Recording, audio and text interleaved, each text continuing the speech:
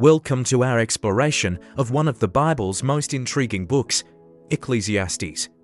Often described as the most honest book in Scripture, Ecclesiastes offers a raw and unfiltered look at life's big questions. When Solomon, the wisest king of Israel, retired from power, he embarked on a profound thought experiment. In Ecclesiastes, he examines ambition, pleasure, and success only to conclude that all of it is like vapor, quickly dissipating. But amidst this seemingly bleak outlook, Solomon discovers that life's true purpose extends far beyond what we can see under the sun. At the heart of Ecclesiastes lies a key verse that sets the tone for the entire book. Vanity of vanities, says the preacher, vanity of vanities. All is vanity, Ecclesiastes 1-2. But what exactly does vanity mean in this context? The Hebrew word used here, hevel, literally translates to breath or mist. It emphasizes the fleeting nature and ultimate absurdity of many of life's pursuits. Theme 1. Vanity is vapor, life without lasting value. Solomon systematically examines various aspects of life: wisdom, wealth, pleasure, and labor, only to conclude that they're all like chasing after the wind. Ecclesiastes 2:11. No matter how much we accumulate or achieve, it ultimately slips through our fingers. This raises a challenging question for us today.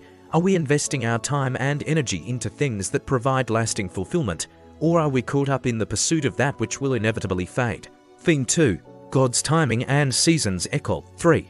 Yet, Ecclesiastes isn't just a gloomy meditation on life's futility.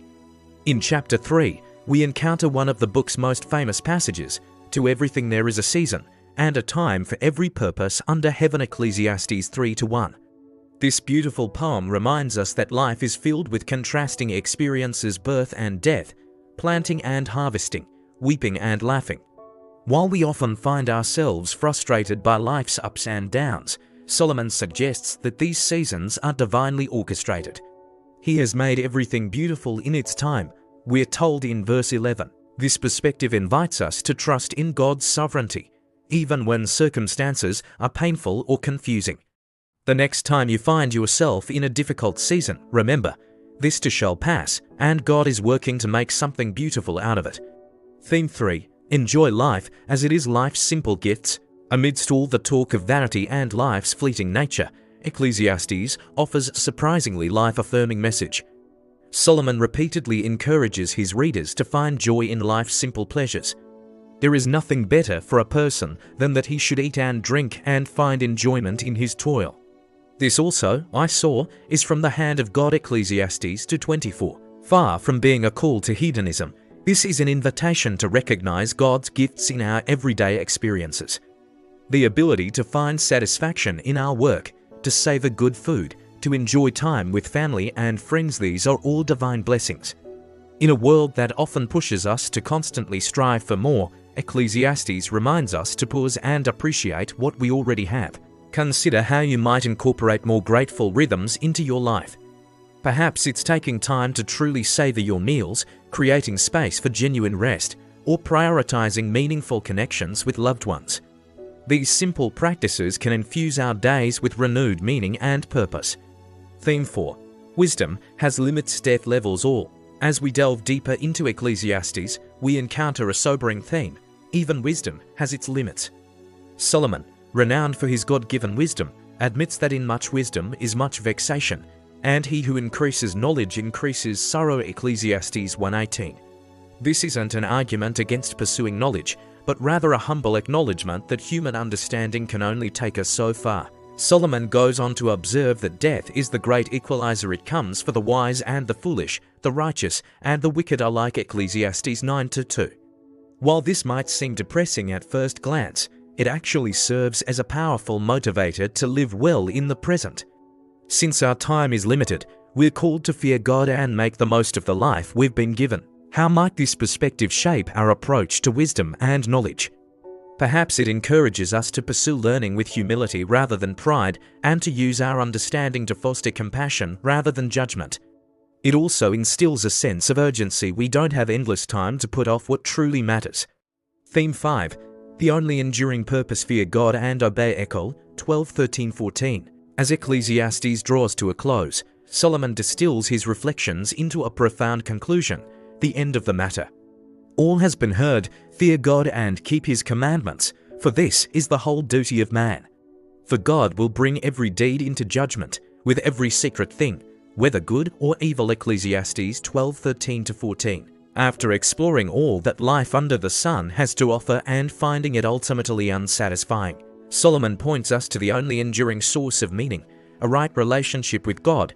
While much in this world may seem futile or frustrating, our lives take on eternal significance when lived in reverent obedience to our Creator. This final exhortation invites us to examine our own lives. Are we living with integrity, knowing that every action, even those hidden from human eyes, will one day be brought into the light? Are we prioritizing our relationship with God above all else? Real-life applications. So how do we apply these timeless truths from Ecclesiastes to our lives today? Let's consider a few practical takeaways. 1. Recognize the ephemerality of worldly pursuits. Instead of chasing after fame or wealth that will inevitably fade, focus on building a legacy of character and faith that will endure.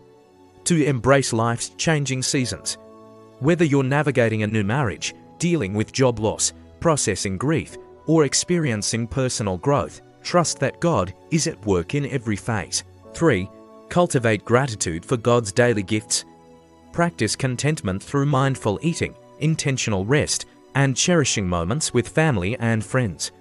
4. Pursue wisdom with humility. Seek knowledge, but don't let it lead to arrogance. Use what you learn to grow in compassion and understanding towards others. 5. Live with eternity in mind. Serve God with integrity in every area of life, at work, at home, and in your community, knowing that your actions have eternal significance. Conclusion and reflection. Ecclesiastes stands as a testament to the power of honesty in our spiritual journey. It gives voice to our doubts and frustrations, while ultimately pointing us back to hope. If you find yourself weary from trying to make sense of life's complexities, take heart.